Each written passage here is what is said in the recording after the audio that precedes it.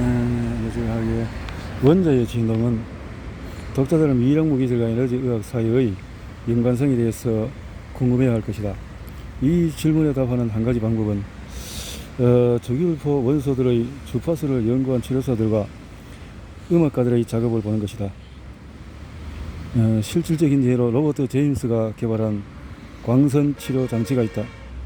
2001년. 이 기술은 이전의 조명기기와는 다르게 인체에서 가장 풍부한 원소인 탄소, 산소, 수소, 질소의 방출 스펙트럼을 사용한다. 더불어 이 네 가지 원소는 체중의 96%를 구성한다. 이 원소들의 스펙트럼 파장은 1000분의 1 응스트롬으로 알려져 있다. 2014년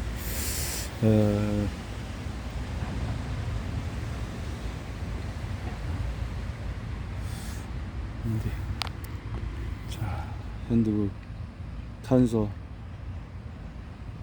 총합계.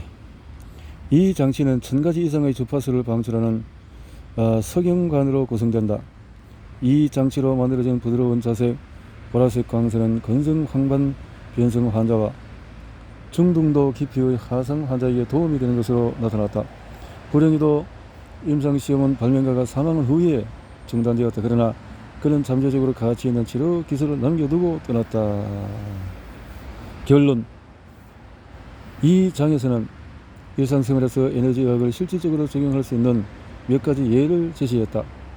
기술된 모든 방법은 모두 자연적인 것들이었는데 지구 표면의 특성, 땅에서 자란 식물성 제품, 아로마 테라피와 약초 같은 거, 바다에서 온 미네랄, 킨튼의 해양 플라즈마, 대전된 유기가스로 만들어진 빛, 이러한 접근법은 자연과 자연현상에 대해서 창조적이고 객관적이며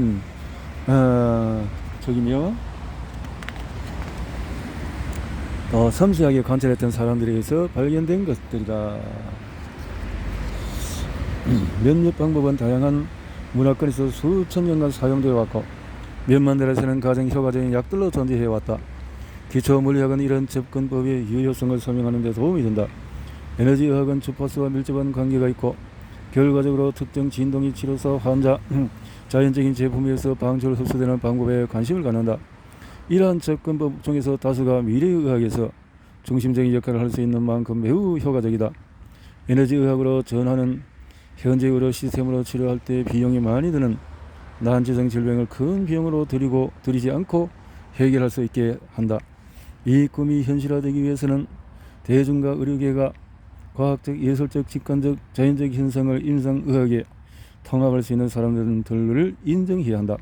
만성질환, 항생제, 내성, 자폐증, 성장 이상, 노화에 의한 질병 이야기하는 전문학적인 비용과 고통스러운 현실을 고려할 때 에너지의 치료사와 그 치료법의 가치를 인정하는 의학 연구자와 병원 및 기타 임상시설이 시급하다. 안전하고 효과적인 에너지 접근법을 임상에 적용할 수 있는 유연성을 키움으로써 의료기관은 모두가 원하는 헬스케어 시스템의 기초를 마련하게 될 것이다. 자, 이렇게 해서 이제 맺는 말을 애프터워드 논란의 혼동으로 얽힌 역사로부터 꾸준히 나타나는 명확성과 공감대. 2000년도에 이 책의 초판을 완성한 후에 우리는 이 책을 쓴 이유와 책이 의미하는 바를 정리하기 위해서 맺는 글을 넣기로 했다. 그 결과로 당시 에너지의학의 현주소에 대한 만족스러운 시놉시스가 완성되었다. 그 후에 이루어진 연구들로 우리가 도달한 결론이 바뀌지는 않았으며 더 견고해졌다. 새로운 세부적인 내용들이 밝혀졌다. 현대적인 관점을 제공하는 새로운 두 가지 주제가 있다. 첫 번째는 에너지의학에서 많은 사람들이 어느 땅에 인정해온 것을 확인하는 연구이다. 즉 인체는 매우 민감하며 주변의 작은 에너지 장애에 대해서 반응한다는 것이다. 이러한 민감성은 다양한 분야의 숙련된 치료자들이 환자를 볼 때 에너지학적인 기술을 효과적으로 쓸 수 있게 해준다. 그러나 이것은 미묘한 문제이다. 16장에서 설명했듯이 이와 같은 민감성으로 인해 전자기 공해나 전자스모그가 민감한 사람들에게 점점 더 많이 건강상의 문제를 야기할 수 있기 때문이다. 이 미묘한 문제는 무선 기술의 급속한 확산과 거대한 기득권이 관련되어 있기 때문에 발생한다. 두 번째 주제는 신체가 주변의 에너지에 대해서 민감하게 반응할 수 있도록 하는 시스템과 신체 내로 들어오는 모든 종류의 에너지 신호를 처리하는 세포학적인 시스템에 대한 이해도가 높아진 것이다. 이러한 에너지 신호들은 이해하기 힘들거나 신비로운 것이 아니다. 이는 물리학적으로 측정할 수 있는 것과 같은 에너지로 생체 자기와 자기 생물학 또는 생체 전기와 전기 생물학과 같이 생체 시스템과 연관시키면서 용어를 살짝 바꾼 것뿐이다. 생체 자기와 생체 전기는 생체에서 발생되는 측정 가능한 자기장과 전기장을 일컫는 것이며, 자기 생물학과 전기 생물학은 자기장 또는 전기장이 생물체에 미치는 측정 가능한 영향을 다루는 것이다. 이들 각각은 에너지 의학이 다루고 있는 전반적인 주제 속에서 하나의 학문 분야이다. 이런 분야의 특성에 대해서 많은 혼란이 있다. 예를 들어서 다음과 같다. 미국 국립보안대체의학센터의 웹페이지에서는 진정한 에너지 의학으로 불리는 과학적으로 측정 가능한 에너지를 이용하는 방법과 추정적인 에너지 의학으로 불리는 물리학적으로 측정할 수 없거나 확인할 수 없는 아직 측정 불가능 에너지를 이용한 방법으로 구성해 놓고 있다. 추정적인 에너지 정 또는 생체의 장으로 불리는 기반한 치료는 일반적으로 인체의 미묘한 에너지 형태로 스며든다는 개념을 반영한다. 기공, 레이키, 힐링, 터치는 그런 치료법들의 예시들이다. 생체장, 생체 자기장, 생체 전기장과 같은 물리적으로 감지할 수 없는 또는 추정적으로 여기는 것은 부적절하며 실제로는 측정 가능하다. 에너지가 미묘한 에너지 형태로 스며든다라는 문구를 사용하는 또 마찬가지로 부적절하다. 스며든다라는 것은 이런 에너지가 신체 외부에서 발생하는 것을 의미하기 때문이다. 인퓨즈, 사람이나 사물에 무언가를 채우는 것 또는 무언가가 사람에게 대해지는가 들어오는 것, 이러한 에너지들은 들어오거나 스며드는 것이 아니라 심장 내 근육, 망막, 분비성과 같은 기관에서 일어나는 잘 알려지는 생리학적인 과정에 의한 신체 내에서 만들어지는 것이다. 우리의 이해가 증진된 결과로 전체론에 관한 더 깊은 과학적인 기반을 얻게 되었다. 전체론은 보완, 대체, 통합치료의 많은 부분을 정의하고 이건 철학이며 에너지 의학에서 기인한 확고한 과학적인 기반을 가지고 있다. 이는 9장과 10장에서 논의되었다. 생체맥들을 쓰는 체계적인 협력의 기초를 제공하는 전체론적인 시스템이다. 체계적 협력은 유기체의 모든 다양한 부분들이 유기체의 순간순간의 목표를 수행해 나가기 위해서 다른 부분들과 완전히 조화를 이루어서 기능할 수 있게 해주는 메커니즘이다. 오시만. 이 중요한 시스템은 우리 삶의 매 순간 마크에서 작동함으로써 우리를 지원하는 수많은 과정에 대해서 의식하지 않고 일을 할 수 있게 해준다. 10장에서 여러 번 인용한 저명한 생리학자인 에드워드 아돌프 1982년 현상을 다음과 같이 설득력 있게 기술한다. 전체론적인 생물학은 신체를 통합하고 상호작용하는 성공적인 시스템으로 보는 학문이다. 통합된 신체는 함께 작용하는 수천 가지의 생리학적인 과정과 특성의 합이다. 각각의 호흡과 심박동은 무수한 사건들이 같이 작동하여 일어난다. 일어난 수의 기능들이 동시다발적으로 일어난다. 유기체 내의 부분과 과정들은 매우 복잡하게 얽혀 있다. 천여 개의 부분에서 조정이 일어난다. 이 모든 시스템들은 서로 얽혀 있다.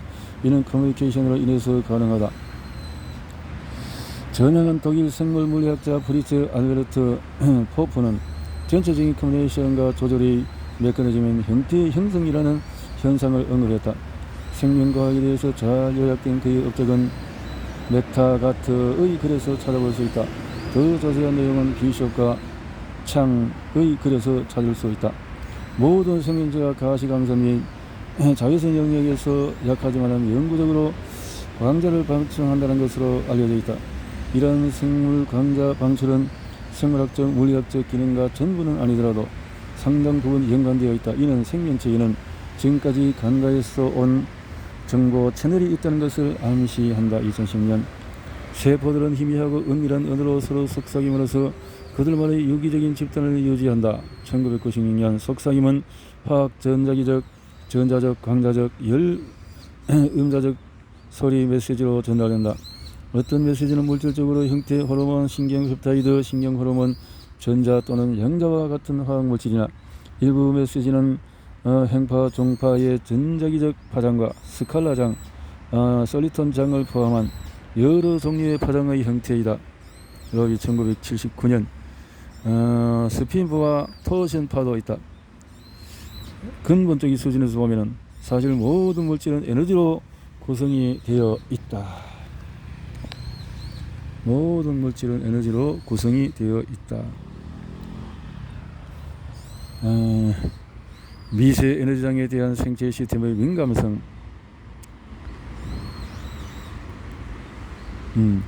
현대 생물 물리학의 에너지학의 연구 중에서 가장 중요한 결론은 생체 시스템이 주변 환경의 모든 종류의 미세 신호에 대해서 놀라울 정도로 민감하다는 것이다.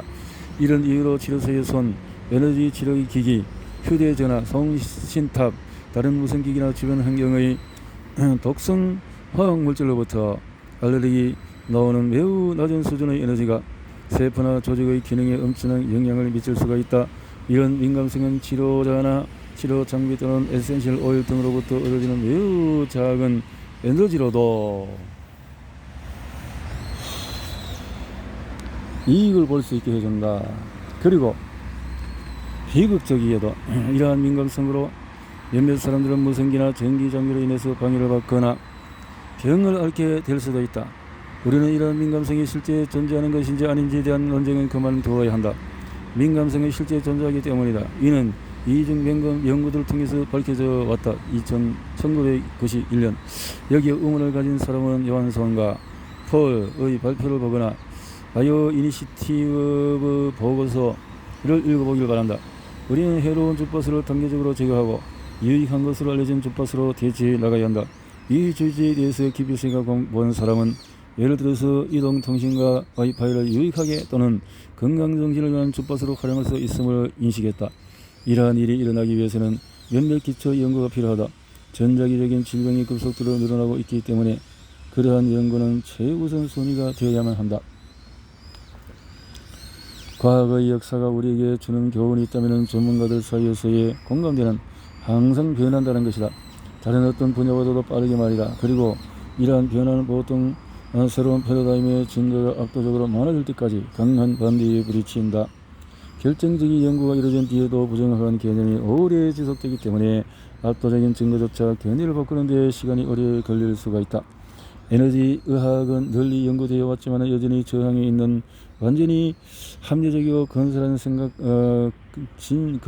생각들을 모아놓은 것들의 전형을 보여준다. 회의론자들은 이 모든 노력이 말이 되지 않고 과학적인 증거가 없는 부족한 상태라고 생각하기 때문이다. 이 책은 에너지 의학을 지지하는 과학적인 증거가 충분히 있다는 사실을 기술하였다. 이 증거는 전 세계 의학 도서관에서 쉽게 찾을 수가 있다. 에너지 관련 자료를 고려하지 않고 자신의 견해를 구축해온 사람들은 좋은 의학 도서관을 방문하여서 자연의 에너지 의학 측면에 대한 과학적인 연구의 증거를 탐색하며 비할 데 없는 지적 모험을 즐겨보기 바란다. 계속 나타나는 공감대. 에너지학에서의 새로운 발견이 생리학, 생화학, 분자 생물학에 대한 우리의 가졌던 정밀한 이해를 저버려야 함을 의미하는 것은 아니다. 대신에 우리가 살아가고 취하는 과정의 모습을 구조와 기능에 대해서 보다 세밀한 단계까지 확장하는 것이다. 생체에 대한 우리의 정의는 반도체, 양자역학, 액정, 생물학적인 가간섭성을 포함한 고대 상태 물리학과 화학을 포괄하는 것으로 확장되고 있다. 이러한 중요한 주제들은 기존 교과서에 거의 나와 있지 않고 의학 교육에서도 좀처럼 다루어지지 않는다. 이것은 더 많은 사람들에게 영향을 미치고 있고 임상의학에 기여할 수 있는 거대한 가능성을 가진 현상에 대해서 비교적 소수의 물리학자나 의학 연구자들이 알고 있다는 것을 의미한다. 종합해서 말하자면 학문으로서 에너지의학은 생물의학의 새로운 전망을 열어주고 보안의학들은 에너지의학을 통해서 서로 소통하는 방법을 알게 된다. 에너지의 물리학과 생물물리학은 이 대화의 주요 주제이자 언어이다. 더 이상 통하지 않는 이유들로 인해서 의학에서 도시되었던 관점들로부터 에너지에 대한 많은 것들이 밝혀졌다. 이러한 탐구의 원동력은 전통적으로 생물의학 연구, 임상, 교육으로부터 고립되어 왔던 대중적이고 성공적인 치료 전략에 대하여 신중하고 사려 깊은 연구가 있어야 한다는 것과, 그와 동시에 우리의 화학적 전자기 장적 환경이 건강에 미치는 영향에 대한 연구가 있어야 한다는 대중들의 정당한 주장이다. 이 책의 각종은 새로운 데이터 및 획기적인 개념의 출현에 따라 스스로 진화할 수 있는 퍼즐의 주요 조각들에 해당한다. 나는 이 책의 어떤 부분도 이 주제들에 관한 최종적인 발언을 담고 있다는 환상을 가지고 있지 않다. 누군가 과학이 어떤 주제에 대해서 최종적인 발언을 했다고 양자 화학을 포함한 물리, 생물, 분자 과학간의 협력을 포괄하는 다학제적인 분야이다. 다학제적인. 수없이 도서관을 방문하고 동료들과 대화하며 학생이나 경험이 많은 치료사들의 질문이나 의견을 받았던 이 모든 나날들을 퍼즐의 새로운 조각이 되고 새로운 관점을 제시한다. 많은 연구를 통해서, 많은 대화를 통해서 이것을 살펴보게 되었다라는 거죠. 그래서 이렇게 에너지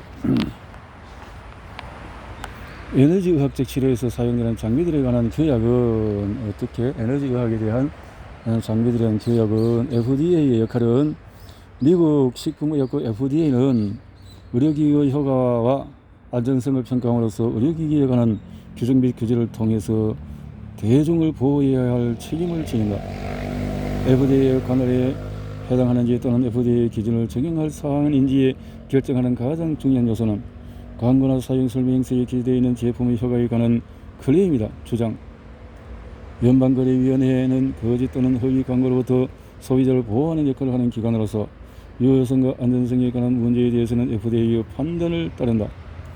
효과에 대한 클레임이 FDA의 진실에 관한 기준에 따라서 진실되어야 할 뿐 아니라 클레임을 만들기 전에 문서로서 준비하여서 증빙되어 있어야 한다. 다른 기관도 역시 FDA의 권한과 기술적인 전문성을 따른다. 예를 들면 미국 국세청은 공제 목적으로 의료적인 것을 기술할 때의 진단, 완치, 완화, 치료 또는 질병의 예방 또는 신체의 구조나 기능에 영향을 미치는 치료와 같은 FDA의 인증 법령 용어를 사용한다. 이 부록에서는 에너지의학 임상에서 사용되는 기기를 관리하는 법률에 대해서 설명하고 자한다. 기기를 사용하지 않는 에너지 치료사들이 당면하고 있는 주법률 관련 문제에 대해서는, 특히 근저의 결정에서 에너지 치료 시행에 있어서 법적인 이슈들을 살펴보라. 소비자가 어떤 치료를 선택할 자유를 보호하는 법들이 시술자도 반드시 보호하는 것은 아니다. 에너지 치료사들이 자신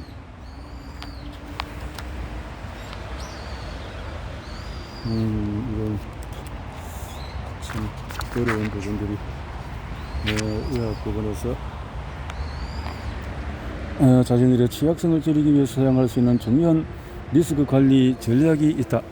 주법들은 상당히 다르기 때문에 에너지 치료사들의 당면 문제들에 익숙한 변호사와 상담하는 것이 중요하다. 기기 관련 규정은 이보다 먼저 제정된 약품 관련 규정과 많은 공통점이 있다. 미 연방식품 약품 및 화장품법은 1938년에 의해 인준을 받았고, 진단, 완치, 완화, 치료 또는 질병의 예방 목적으로 사용되는 식품, 약품, 화장품에 대한 감독 권한을 FDA에 부여했다. FDA는 또한 신체의 구조나 기능에 영향을 미치는 치료를 위해 사용하는 약물과 기기에 대한 감독 권한을 가진다. 동종요법 약품은 에너지의학과 밀접한 관련된 또 다른 영역이다. 동종요법 약전에 열거되어 있는 약품과 일반 의약품은 일반적으로 FDA의 시판전 심의에서 면제된다. 더 상세한 내용은 참고해보자. 동종요법 약의 판매에 관한 조건들. 1976년에는 의료기기 규제법이 통과되었다. 이후에 도입된 기기들은 510K 프로세스 를 통해서 안정성과 효과가 확인되어야 할 뿐만 아니라 그 수준의 의료기기법이 제정되기 전에 판매되었던 기기들과 거의 동등해야 했다. 실제로 실질적인 동등성을 만족시키기 위해서 1976년 시장으로 돌아갈 필요는 없다. 이미 판매 허가된 기기와 거의 동등하기만 하면 된다. 이것은 의료기기의 점진적인 향상을 가능하게 한다. 그러나 최근 FDA는 실질적인 동등성이 필요한 요소들에 대해서 점점 더 엄격해지고 있다. 적절한 주 의무를 보여주거나 특허 보호 방법을 제시하는 것과 같은 다른 법적 요구사항을 충족시키기 위한 전문가 심의된 학술 논문이 존재하고 교정 작업이 완료되었더라도 제품별 임상시험을 통한 동등성의 증명을 요구하기도 한다. 게다가 이미 허가된 기기들도 판매 유지를 위해서 비용이 드는 임상시험을 해야 한다고 FDA로부터 요구받기도 한다. 회사들은 비즈니스를 지속해야 되기 때문에 아무 말 없이 자료 요청에 응하고 있다. FDA 법에서는 상당한 위험을 줄 수 있는 제품이나 디자인이나 치료, 화학적인 조성, 에너지원, 제조 공정, 사용처 등의 측면에서 상당히 다른 제품에 대해서는 더 상세한 심의를 요구할 수가 있다. 중대 위험의 가능성이나 효과에 있어서 중대한 변화가 있는 경우에 시판 전 허가가 요구된다. 필요한 상세 내용의 수준은 신약에 적용되는 수준에 근접한다. 이것은 비용이 매우 많이 들기 때문에 소수의 기기들만 이 경로를 밟게 된다. 자본력이 있는 업체들은 소규모 업체가 자신들의 시장에 진입하는 것을 막아주기 때문에 이러한 PMA 심의를 선호할 수도 있다. 소규모 업체의 첫 PMA에 대해서는 FDA가 훨씬 낮은 비용을 부과하기는 하지만은 테스트 비용은 100만 달러를 쉽게 넘는다. 한 회사는 1000만 달러에 이르러 지금도 계속 증가 중이다. FDA가 보는 5가지 사항은 다음과 같다. 사용 목적, 광고와 라벨링에 기재된 정보, 동종의 비교 제품에 대한 실질적인 동등성, 안전성, 효능, 이 중에 어느 하나도 문제가 있는 경우에 시판 허가를 거부할 근거가 된다. FTC는 학술문헌 전체 맥락에서 연구들을 살펴서 상충하는 근거를 포함하여 관련된 모든 근거를 고려하며 주장하고자 하는 효능 클레임이 그 근거들을 통해 충분히 뒷받침할 수 있어야 한다고 밝혀왔다. 2007년 현재 기기들은 세 클래스로 분류된다. 클래스 1 제품은 시판 전 승인을 받을 필요가 없으나 생산 시설이 등록되어야 하고 일반적인 기준들은 준수해야 된다. 치실이나 병원 침대용 시트 등이 클래스 1에 해당한다. 클래스 2 제품은 500K 프로세스를 밟아야 한다. 뭐 등등 이렇게 법이 있다는 거죠. 500K 인 허가 프로세스의 FDA는 신규성, 유용성과 관련된 우려가 판단되는 경우에 안전성과 효능을 증명할 자료를 요구할 수가 있다. 이렇게 까다롭게 요구를 한다는 거죠. FDA는 특허와 학술문헌, FDA는 해당 기기를 검토하는 데 있어서 특허와 무관한 것으로 취급한다. 왜냐하면 특허는 신규성과 유용성에 초점을 두는 반면에 FDA의 주된 가치는 안전성과 효능에 있기 때문이다. 특허는 신규성과 유용성, 그렇지. FDA는 또한 학술문헌도 대체로 무관한 것으로 취급한다. 따라서 안전성과 효능, 동종의 비교 제품에 대한 실질적인 동등성을 증명하기 위해 고안된 제품별 임상시험을 요구한다. 반대체 의학 언론, 공인기관은 아니지만 FDA의 정책들이나 집행 우선 사항들에 종종 필적하는 웹사이트가 있는데 엉터리 의사 감시가 바로 그것이다. 킥워치라는 이름에서 추측할 수 있듯이 이 웹사이트는 에너지 의학을 포함한 보완 대체 의학에 우호적이지 않다. 이런 것들이 있다. 윤리 기준은 교정과 인증 외에도 많은 업종에는 윤리 기준들이 있다. 에너지 의학 시술자들을 위한 윤리 기준은 다른 직종의 기준들을 바탕으로 하여서 개발 및 출간되었다. 건강자유법, 소비자들의 선택할 권리는 시술자들의 시술할 권리와 다르다. 또 이렇게 소비재의 안전성, 위에 요약된 규약들은 치료적 목적이나 건강관리를 위해서 사용하는 에너지에 대한 규제를 다룬다. 종료의 자유, 사이언톨로지에서 사용하는 전기, 피부 저항 측정기의 경우처럼 어떤 의료기기가 영적 시설 일부분을 이용할 때 그 의료기기는 규제를 받지만 그 영적 시설은 그렇지 않다. 두 관점에서 다음을 참조해 보라. 종교에서 어떤 할 수 있는 것에 대해서 열어주는 부분이 있다. 클레임의 세상은, 클레임이란 마케팅이나 제품 표시에 사용되는 것으로서 어떤 제품이나 기술에 관한 그리고 그런 효과를 예상하게 만드는 진술을 말한다.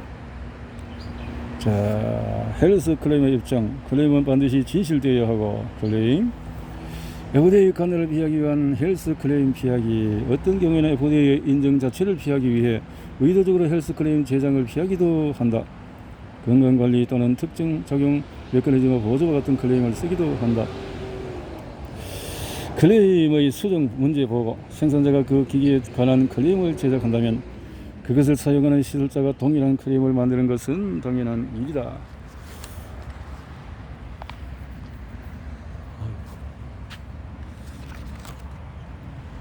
규조 프로세스 FDA 승인 취득하기는 아래와 같이 FDA 웹사이트 개요를 보여준다. 다른 나라에서 개발된 기기의 경우 만약에 임상 데이터가 이미 수집되었다면 신청 전략부터 시작할 수가 있다. 이렇게 해서 최적의 동종 비교 제품을 찾으려면 FDA 데이터베이스에서 시판 승인을 받은 비슷한 기기를 골라보는 것이 필요하다. 이렇게 해서 바이오 피드백 면제는 에너지 영역에서 클래스 2 기기 중에서 카테고리 500 프로세스를 밟을 필요는 없는데, 즉 바이오 피드백 기기들은 바이오 피드백 면제에 해당한다. 복잡한 이런 기준들은 대강 참고적으로 보고. 소비재는 에너지는 빛, 소리, 전류, 자기장, 도수치료에서 기계적인 힘, 압력 등과 같은 다양한 형태로서 몸에 전달될 수 있다. 클레임이 FDA 기준을 만족시킨다고 할 때 현재 사용하는 에너지 강도의 측면에서 규제에서 벗어날 수 있는 기준치는 존재하지 않는다. 즉 에너지 강도가 충분히 낮다고 해서 규제 대상에서 제외되는 것이 아니다. 현재와 미래 에너지의학의 이용의 확대는 몇 가지 요인이 있다. 기존의 의학은 점점 그 비용이 증가하면서도 효과는 실망적이다. 그러나 이런 기대는, 미래는 에너지의학의 좋은 부분이 될 수가 있다. 우리는 지금 어디에 있는가? 여기로부터 우리는 어디로 가야 하나? 에너지의학의 영역에서 FDA의 유사한 책임과 권한을 지니면서 품질 관리를 수행하고 여러 부분들을 조율할 수 있는 기관을 신설하라. 이 기관은 반드시 FDA와 독립적이어야 한다. 이 기관의 의료기기뿐만 아니라 소비재에 대한 안전기준을 제정할 책무를 부여하라. 전위적인 트레이닝과 물리학, 생물물리학 통합하여 의사와 간호사를 위한 표준교육 커리큘럼을 만들라. 이것을 이제 기대하는 바이라라는 거죠. 법률 및 기타 보건 대책 관련 자료들은 이렇게 있고요. 이렇게 법적인 부분까지도 다 같이 참고해 볼 수 있는 까지를 다 해서 책을 보았습니다.